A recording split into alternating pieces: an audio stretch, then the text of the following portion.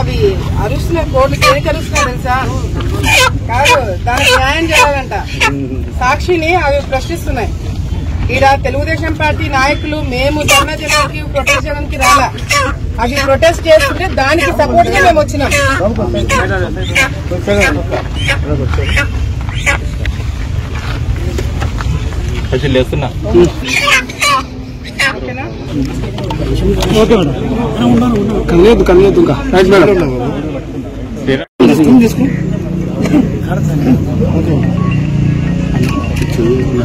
సాక్షి paper, సాక్షి channel, Jaganmohan Reddy గారు ఇదంతా గత ప్రభుత్వంలో వైసీపీ అధికారంలో ఉన్నప్పుడు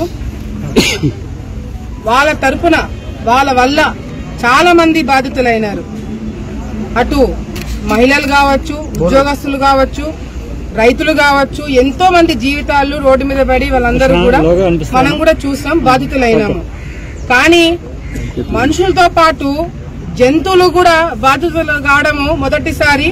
వీళ్ళ వల్ల ఈరోజు మేము ఇక్కడ ఏదో సాక్షి పేపర్ ఆఫీస్ కాడ మేమేదో ధర్నా చేస్తున్నామని చెప్పి మాట్లాడుతున్నారు. ధర్నా చేసేది మేము కాదు, సాక్షిని ప్రశ్నించడానికి వచ్చింది మేము కాదు, కోర్టులు వచ్చినాయి. కోర్టులకి సాక్షి సమాధానం చెప్పాలంట. పాపం మేము దారిలో ఇట్లా పోతూ ఏందబ్బా సాక్షి పేపర్ ఆఫీస్ కాడ ఇంత పెద్ద ఏదో జనాలు ఉన్నారని చెప్పి వచ్చి చూస్తే మా వాళ్ళు కోళ్ళకి మద్దతు తెలపడానికి వచ్చినారంట. పాపం మా కోళ్లు కూడా ఏమడుగుతున్నాయి? సాక్షిని ప్రశ్నిస్తున్నాయి. ఏమని? మీ బాబాయ్ చంపేసి, మీ బాబాయ్ని చంపేసి ఆయన పైన శవరాజకీయాలు చేసుకునేది చాలదా? కోడ్ల మీద, కోడ శవాల మీద కూడా రాజకీయం చేస్తున్న నీచమైన సాక్షి అని చెప్పి మేమన్నట్లా కోళ్లు అంటున్నాయి. పాపం కోళ్లకు కూడా న్యాయం జరగాలి కదా. గతంలో మనుషులు బాధితులు అవ్వడం చూసాం గాని కోళ్లు బాధితులు కావడం, కోళ్లని చంపేసిన కోళ్లని కూడా రాజకీయం చేయొచ్చు దాని శవాల మీద అని చెప్పి సాక్షి పేపర్ను చూసి బాగా నేర్చుకోవాలా.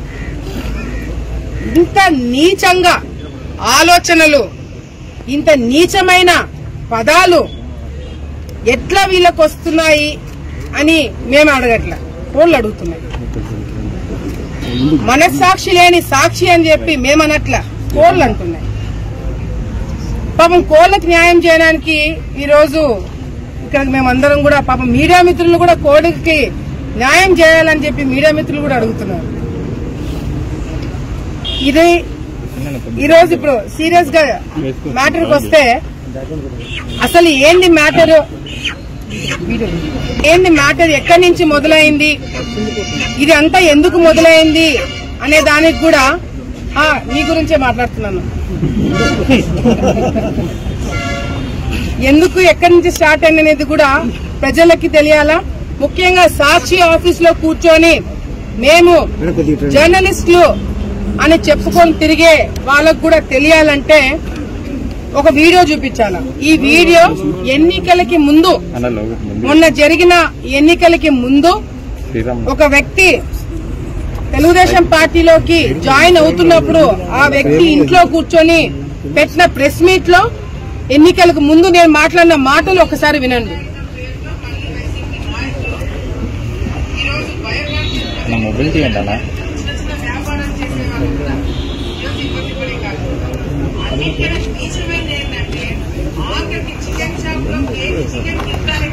స్టార్ట్ పెట్టండి, ఇలా ఫోన్ స్టార్ట్ పెట్టండి. ముందు వస్తున్నా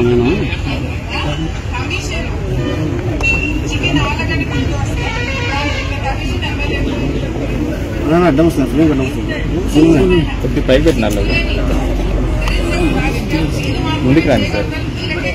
నలుగురు మనది కాదు, ఎక్కువ మొబైల్స్ వాళ్ళు. బేసిక్లీ ఎన్నికలకి ముందు నేను ప్రతిపక్షంలో ఉన్నప్పుడు, వైసీపీ నాయకులు ఎమ్మెల్యేగా ఉన్నప్పుడు నేను ప్రెస్ మీట్ పెట్టి గతంలో వైసీపీ ఎమ్మెల్యేలు చికెన్ సెంటర్ల దగ్గర నుంచి కేజీకి 10 రూపాయలు 100 రూపాయలు డబ్బులు తీసుకుంటున్నారు అని చెప్పి నేను ప్రెస్ మీట్ పెట్టి మొనోపోలీగా ఒక్కరో లేదా ఇద్దరు డబ్బులు తీసుకుంటున్నారు, నేను అధికారంలోకి వచ్చిన తర్వాత ఆ మొనోపోలీని మేము బ్రేక్ చేసి పేపర్ రేటుకే చికెన్ రేట్ ఇప్పిస్తామని గతంలో నేను ప్రెస్ మీట్ పెట్టి చెప్పడం జరిగింది. నేను వైసీపీ నాయకుల మీద ఆ రోజు మాట్లాడి నేను బయటికి తీసుకొచ్చి, చాలా మంది అనుకోవచ్చు కేజీకి 10 రూపాయలు, కేజీకి 10 రూపాయలు చిల్లర చిల్లర చిల్లర అని, కొన్ని కోట్ల రూపాయలకు సంబంధించిన బిజినెస్ ఇది. కొన్ని కోట్ల రూపాయలు వైసీపీ నాయకులు ఈ చికెన్ మీద వాళ్ళు దోచుకోవడం జరిగింది. నెలకి 1,00,000 కేజీలు మీద వాళ్ళు 100 రూపాయలు సంపాదించుకున్నారు. అంటే ఒకసారి లెక్కలేయండి, 1 కోటి రూపాయలు నెలకి. ఆ విధంగా దాన్ని బ్రేక్ చేస్తానని చెప్పి నేను ప్రెస్ మీట్ పెట్టి మాట్లాడి, ఎవరైతే చచ్చిపోయిన కోడ్లని మళ్లీ దాన్ని కట్ చేసి ప్రజలకు అందజేస్తున్నారని చెప్పి నేను మొదటి నుంచి పోరాటం చేస్తుంటే వాళ్ళ షాపులు నేను మూపించానని చెప్పి ఈ రోజు సాక్షి పేపర్ లో నీచాది నీచమంగా మా గురించి మాట్లాడి రాస్తున్నారు. అన్నిటికైనా పెద్ద కారణం ఏంటంటే మేము మా మీద సాక్షి గతంలో కూడా ఎమ్మెల్యేగా అయినప్పటి నుంచి మా గురించి తప్పుడు రాతలు రాస్తున్నారని చెప్పి మేము డిఫమేషన్ కేసు వేసినాం. అందులో భాగంగానే 5వ పేరు చూస్తే భారతీ రెడ్డి గారిని కూడా ఇంక్లూడ్ చేయడం జరిగింది. ఎందుకంటే సాక్షిలో ఆమెనే కదండి ఉండేది. వ్యక్తిగతంగా భారతీ గారిని మేము ఏదో టార్గెట్ చేయాలనో వాళ్ళ కుటుంబ సభ్యులని టార్గెట్ చేయాలనో మా ఉద్దేశం కాదు.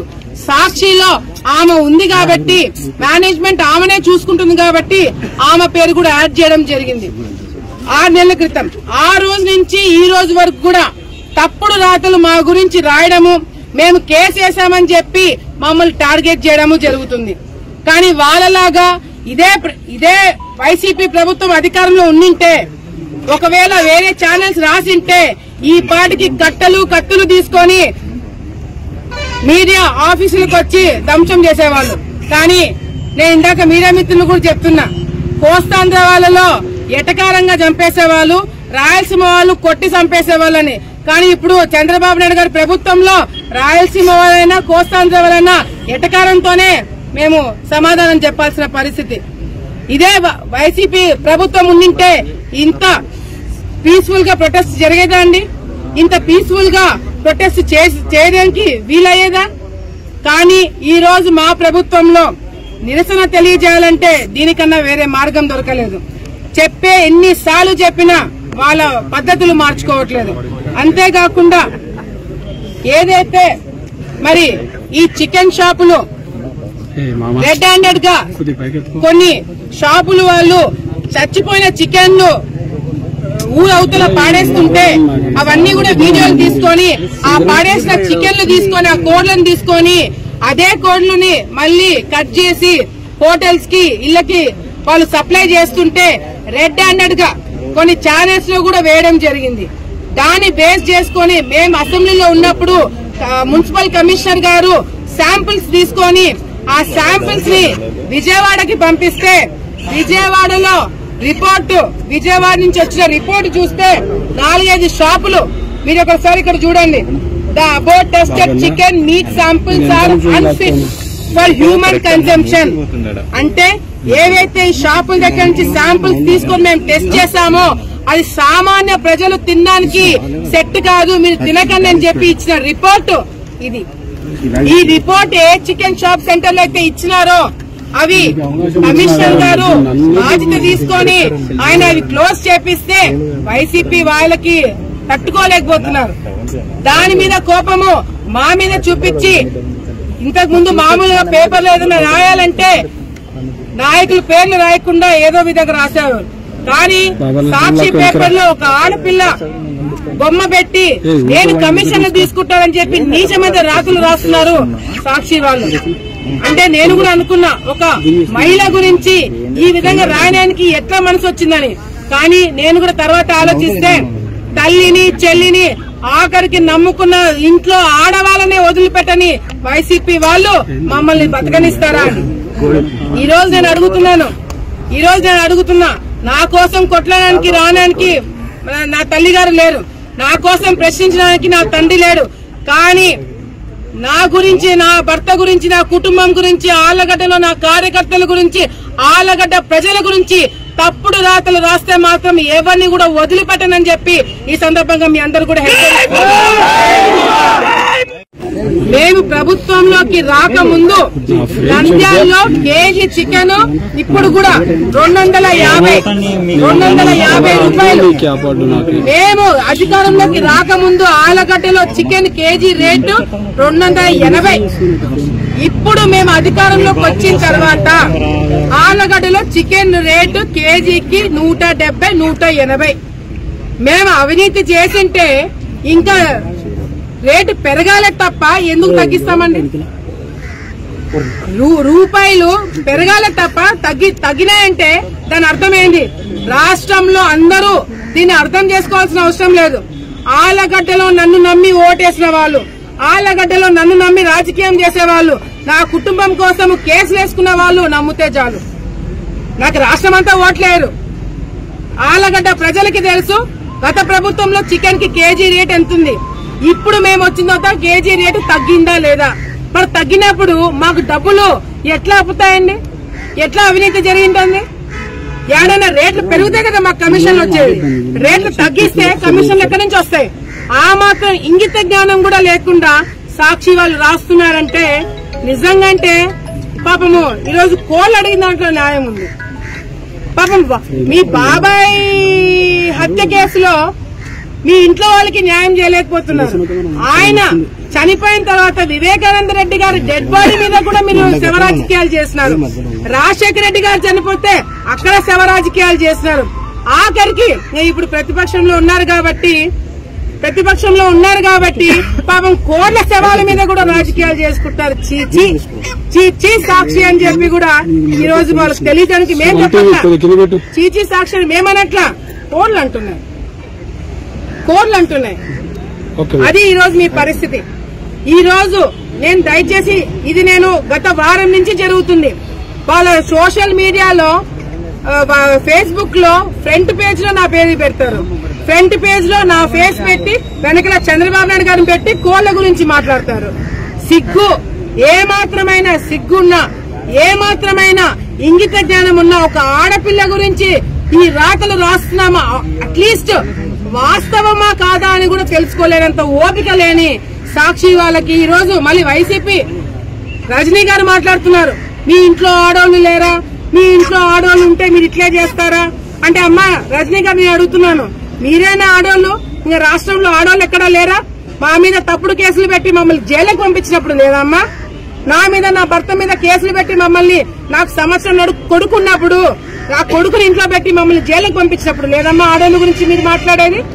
వైసీపీ నాయకులు మీ జోలికి వస్తే, మీరు తప్పు చేసి మీ మీద వస్తే మీకు ఆడవాళ్ళు కార్డు, లేడీస్ కార్డు వాడతారా?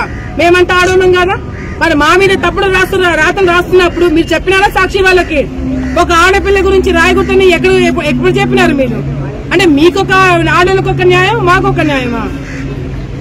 ఈ రోజు నేను సాక్షి వాళ్ళకి మరొకసారి రిపోర్టర్స్ కి రిక్వెస్ట్ చేస్తున్నా, రాష్ట్రంలో ఉన్న మీ రిపోర్టర్లందరూ, సాక్షి రిపోర్టర్లందరూ రండి. నిజంగా అంటే ఈ చికెన్ షాపుల దగ్గర ఎవడు అవినీతి చేసినాడో, ఎవడు అవినీతి కార్యక్రమాలు డబ్బులు తిన్నాడో మీరు నిరూపించండి.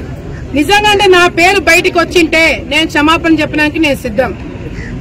ఒకవేళ నా తప్పు లేదని తెలిస్తే సాక్షి వాళ్ళు క్షమాపణ చెప్పగలుగుతారా? ఆ మనస్సాక్షి మీకుందా? ఆ ఇంటిగ్రిటీ మీకుందా అని ఈ రోజు మా ప్రశ్న. సో దయచేసి ఇటువంటి రాతలు రాసిన ప్రతిసారి రియాక్షన్ ఇట్లాగే ఉంటుంది. మీ ఇంటిగ్రిటీ అంతో ఇంతో మీ పార్టీ వాళ్ళు మీ పేపర్ కొని చదువుతున్న వాళ్ళు కూడా ఆలగడ్డలో పోయమ్మా చికెన్ రేట్లు తగ్గినాయి కదరా, ఎక్కడన్నా పెరిగినాయని చెప్పి మీకు ఓట్లేసిన వాళ్ళు కూడా తిట్టుకునే పరిస్థితి తెచ్చుకుంటున్నారు మీరు. సో దయచేసి ఇటువంటి రాతలు రాసినప్పుడు సాక్షి వాళ్ళు మరొకసారి ఇప్పుడు కూడా చెప్తున్నా, గతంలో ఉన్న చికెన్ రేటుకి ఇప్పటికి తగ్గింది.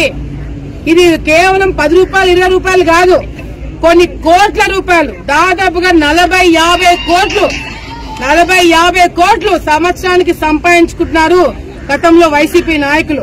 దాన్ని బ్రేక్ చేశాం కాబట్టే ఈ రోజు మా గురించి మాట్లాడుతున్నారు. సాక్షి పైన తప్పుడు రాతల మీద మేము కోర్టుకు వెళ్తున్నాం కాబట్టే, వాళ్ళ మీద కేసులు వేస్తున్నాం కాబట్టే మా గురించి తప్పుడు రాతలు రాస్తున్నారు. నేను ఇది రాయడం వల్ల మేమేదో బెదిరిపోతాము, ఆడపిల్ల గురించి రాస్తే వాళ్ళు ఇన్సల్ట్ గా ఫీల్ అయ్యి ఇళ్లలో కూర్చుంటారు, ఆమె బయటకు వచ్చి మాట్లాడుతుంది అనుకుంటున్నారేమో. మీరు రాసే కొద్దీ నేను ఛాలెంజ్ గా తీసుకుంటాను. మీరు నన్ను టార్గెట్ చేసే కొద్దీ నేను ఇంకా ఎదుగుతా. మీరు నన్ను టార్గెట్ చేసే కొద్దీ నేను మీరు తప్పని నిరూపిస్తాను. మీ ఇంటిగ్రిటీ పోయేలాగా మీరే చేసుకుంటారని చెప్పి మరొకసారి తెలియజేసుకుంటూ, ఆడపిల్లల గురించి ఆడవాళ్ళ గురించి రాసేటప్పుడు 100 సార్లు 1000 సార్లు నిజమా కాదా అని మీరు రాయండి. లేదా అంటే మీరు ప్రొఫెషన్ మార్చుకోండి. అంతేగాని ఇళ్లలో ఉన్న ఆడవాళ్ళ గురించి తప్పుగా రాసి మీరు తప్పించుకుంటారేమో. ఇది ఇంకొక డిఫమేషన్ కేసు వేయబోతున్నాము.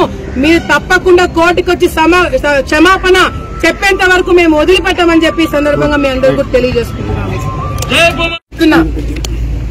సాక్షి రిపోర్టర్స్ ఈ 2 రాష్ట్రాల్లో కాదు కదా, దేశంలో ఎంతమంది ఉన్నారండి. వాళ్ళందరికీ కూడా అంటే ఛాలెంజ్ అంటే ఎట్లా యాక్సెప్ట్ చేయరు, సవాలు వదిలితే తీసుకోరు.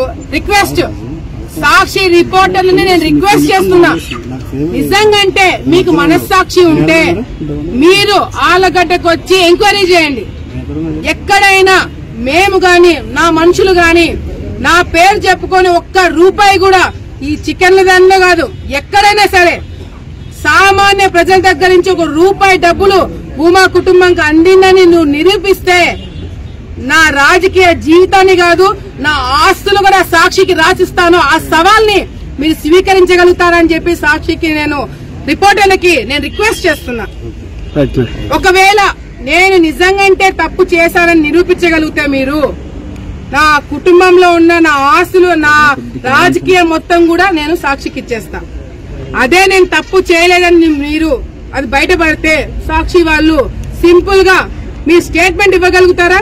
ఆలగడ్డలో ఈ తప్పు జరగలేదని రాసే ధైర్యము సాక్షికి ఉందా లేదా నాకు తెలియజేయాలని చెప్పి కూడా ఈ సందర్భంగా నేను తెలియజేసుకుంటున్నా.